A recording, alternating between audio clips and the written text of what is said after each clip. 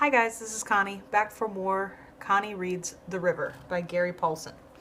The next few chapters are kind of easy, so I'm going to at least read them now on camera, and you'll see them every week. So, yay for Connie getting things done. Without further ado, Chapter 3. It was a wonderful meal, his mother said, leaning back from the table and smiling. As usual. Brian nodded. Something I whipped up. They cleared the table. They had become strangely closer since his return. So much of the divorce and the other man had bothered him, but coming close to death in the woods had led him to understand some things about himself and other people. He realized that he was not always right, was indeed often not right, and at the same time he found that others were not always wrong. He learned to accept things. His mother, the situation, his life, all of it. And with the acceptance, he found that he admired her. She was trying to make a go of it alone, working in a real estate office selling lots, and it was rough. We have to talk, he said, putting the dishes in the dishwasher. To have dishes, he thought. Just to have dishes and pots and pans and a stove to cook the food. It still marveled him. Some men are coming over to talk to you. What men? He explained Derek and the other two and what they wanted. You mean what they said they wanted? They might be anybody. We should call the police. He shrugged. If you want. I was a little worried at first, but they didn't do anything, and they seemed all right, so I told them to come back. She thought it over and finally nodded. Let's see if they come. We'll play it by the way it looks best. As if on cue, the doorbell rang, and she went to the door with Brian following. Derek stood alone in the front step. He backed away so they could see him well enough in the peephole in the door. She opened the door.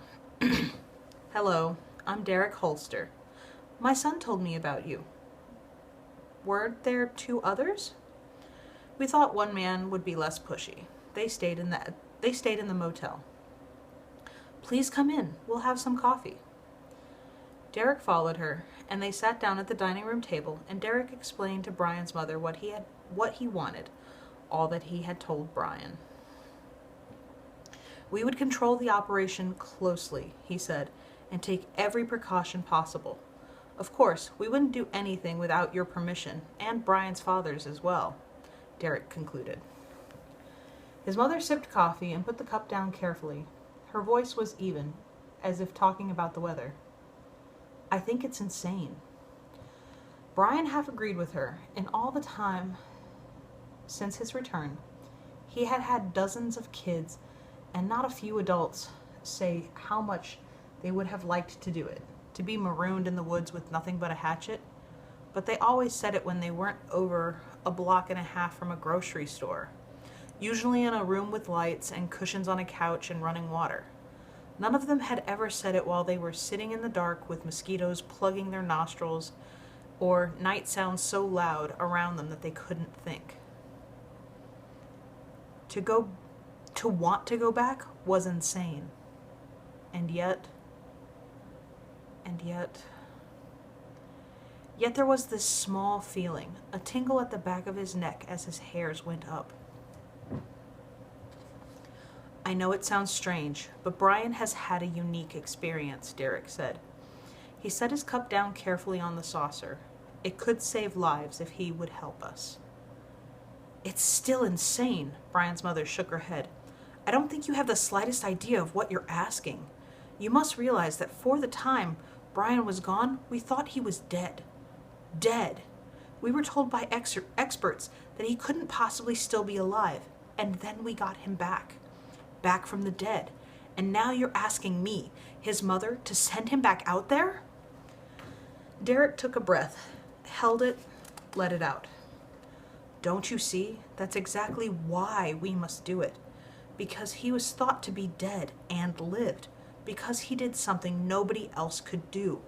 And if he could share that with us, show us, take us through it with him, he could save others who are in the same place. It's not just what we learned It's not just what he learned about survival. We know most of that, or at least the survival instructors do. It's his thinking, his psychological processes, how his mind worked for him. That's what's so important. I have to do it. God, Brian thought. That was my voice. Both of them looked at Brian, Derek in surprise, his mother with a stunned look on her face. What?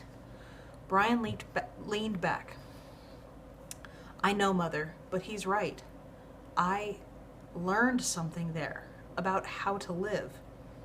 I mean, how to live. And if it could help others, I have to do it. There is money, Derek said. We can contract him and the government will pay well for his help. His mother was still staring at him, but he knew, Brian knew, that she understood. There was much between them since he came back, much understanding. She treated him much more as an adult, and she understood. Still, she held back, and the worry was alive in her face. Are you sure? Absolutely certain? Brian sighed. I have to, if it will help others. She nodded slowly, biting her lower lip, but she nodded. I'll have to call his father, she said. He may say no. But Brian knew. He was going. And that's the end of chapter 3. Ooh, it's going to get good quick. So be careful with that and enjoy, please and thank you. And I will see you for the next installment. Bye.